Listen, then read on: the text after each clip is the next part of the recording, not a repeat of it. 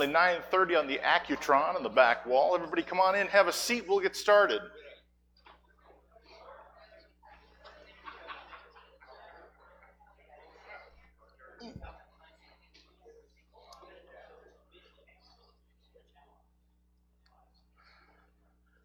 This morning, or for the remainder of this week, in fact, we're going to be talking about leadership, and the title of this lesson for this morning is Lead Me, or Who's Your Daddy? But I'm going to stick with Lead Me.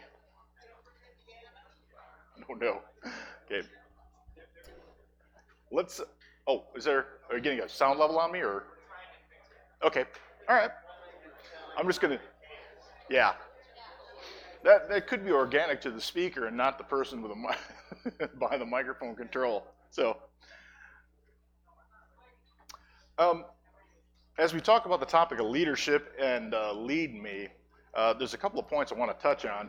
One of them, we're going to look at examples of good leadership and examples of poor leadership in the Bible.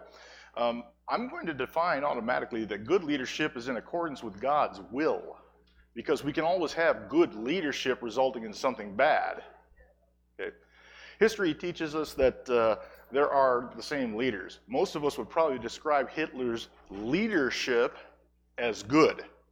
The effects were bad, but Hitler was, in fact, an effective leader. History doesn't like to paint it that way sometimes. It kind of puts a jaded bias on the topic of World War II or Germany or whatever. But history has come full circle to recognize the attributes of Hitler's leadership. Now, getting off that topic, let's turn to Exodus chapter 32. Exodus 32, please.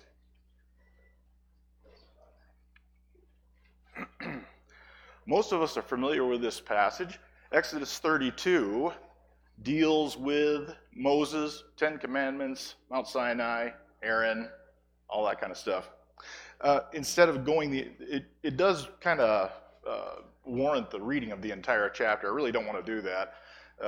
The chapter starts out in verse 1 when the people saw that Moses was so long in coming down from the mountain, they gathered around Aaron and said, "Come, make us gods, who will go before us, and for this fellow Moses who brought us up out of Egypt, we don't know what's happened to him."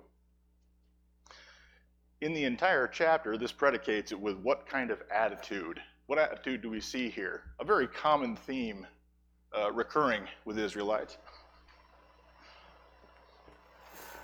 What's the attitude that you recognize in just verse 1 of Exodus? Of Exodus 32. What was that? I wonder if that's me. Okay. Harold brought a lack of patience. I wonder if the lack of patience